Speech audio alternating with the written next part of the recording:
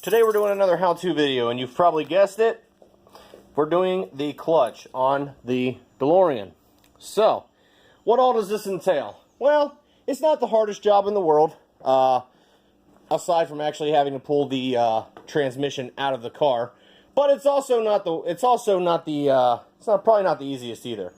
So, I'm going to be going over exactly what you need to do in order to change out your clutch. We're also going to be changing out the rear main seal, pilot bearing, throwout bearing, all those things just because you're in there, and if you don't change them out, then you're kind of stupid. So, let's just start from the beginning, guys. So, when you order your new clutch kit, it's going to come with several items.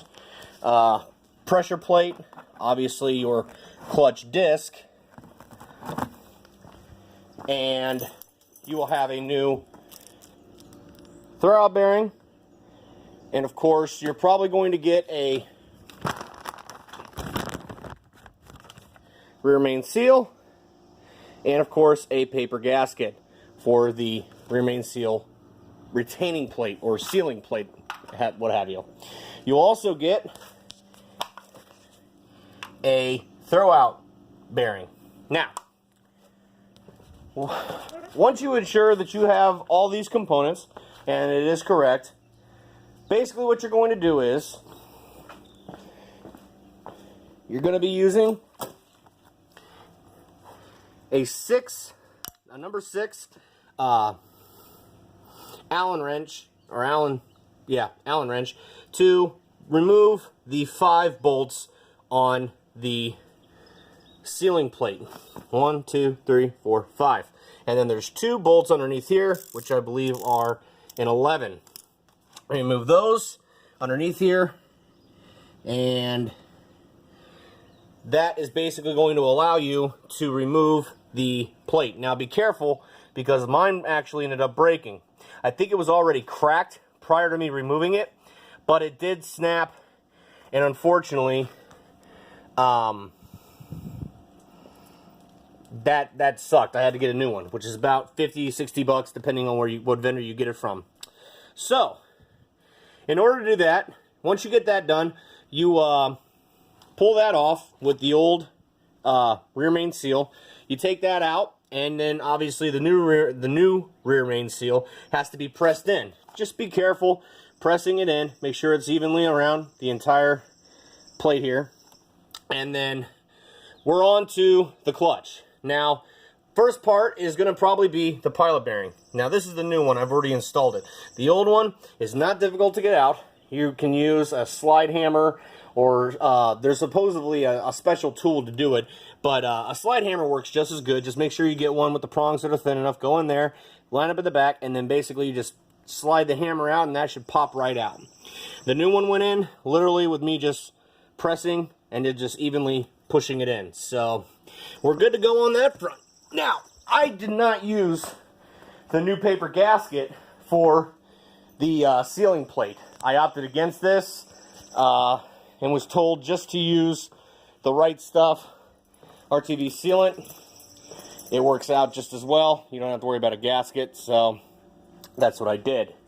I'll keep this as a spare. Also, I have an extra rear main seal, so we'll put these on the shelf just so we have extras in case for some reason this job has to be redone, which hopefully by me doing it now, shouldn't have to worry about it. So, on to the flywheel. So, this is your flywheel. Obviously, when you remove this, it's good. This is going to be sitting in front of your rear main seal, so you won't be able to see the rear main seal until you remove this. Once you remove it, be careful. These things are really, really heavy. It's it's solid. But inspect it. Make sure all your teeth are in good order and everything, so you don't have to, replace the ring. And also, it is highly recommended that you have the flywheel resurfaced.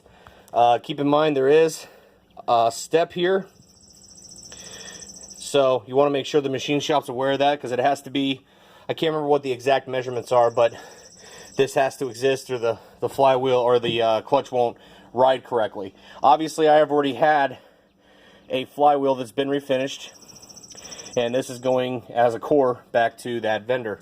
Next thing to note is these dowels. There are 3 dowel pins, or roll pins, whatever you want to call them, on the flywheel. One, 2, 3. Now these have to be pressed in, and they're a little bit of a pain to get out, but they're not bad. You get a punch, make sure it fills up the entirety of the hole here, and you can go on the back. As you can see, it goes straight through, and you just take a punch with a hammer, just knock those out, and then as soon as you're done knocking all 3 of those out, just line them up on the new and if you're gonna have it resurfaced, well, you're gonna have to pull the dowels if you're gonna have it resurfaced anyway, because they get in the way of a machine shop being able to do it. But when you're done, you could see clearly how far they were in. They'll give you notions. So just take a small punch that fills the top of this and a hammer and just tap them back into place. Make sure there's no burrs and that they line up good, and then make sure you don't mushroom these out. These have got to fit on the new clutch, so that's what's going to hold the pressure plate in place. So if for some reason you start getting a little bit of burr on there, just make sure you grind all that off, just so you don't have any hang-ups. You want to clean your parts. As you can see, these are the flywheel bolts, and as you can see, there is a little bit of red Loctite still on there. You're going to want to reuse your bolts, but you're going to want to clean them. You can accomplish this with some spray cleaner or what have you. And you're also going to want to make sure you reapply your red thread locker. Not a lot, just enough on the end of the thread there to where it's going to hold in place.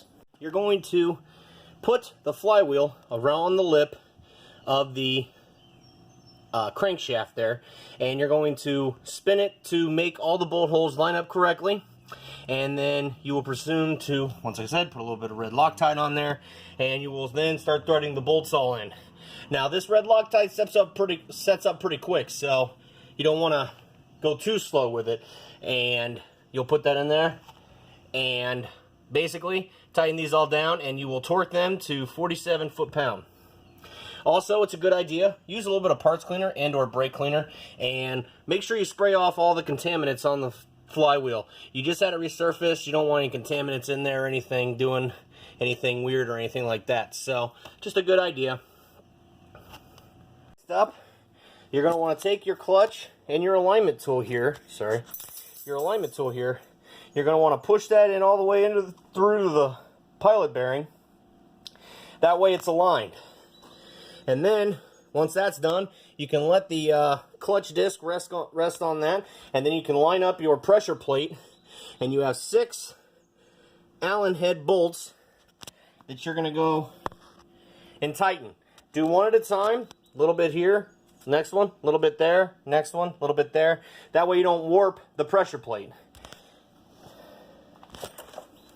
You're going to do the throwout bearing, which is pretty simple. This is the new throwout bearing. As you can see, it's got a little clip on the back end of it, and it's going to be hard to do this with one hand, but you're going to want to pull the clutch fork out and align that up, and then that way it goes onto the splines, and you're good. Should have a little bit of play in it. And that's basically installing a clutch, guys. Once again, you'll have to line up the transmission and what have you when it's all said and done, but that's basically how you do it, guys. And so far, I'd say that looks pretty good. So that's it for this video, guys. I'll give you an update when I'm doing my next job, probably a how-to on how to reinstall your steering rack. So stay tuned, please subscribe for updates.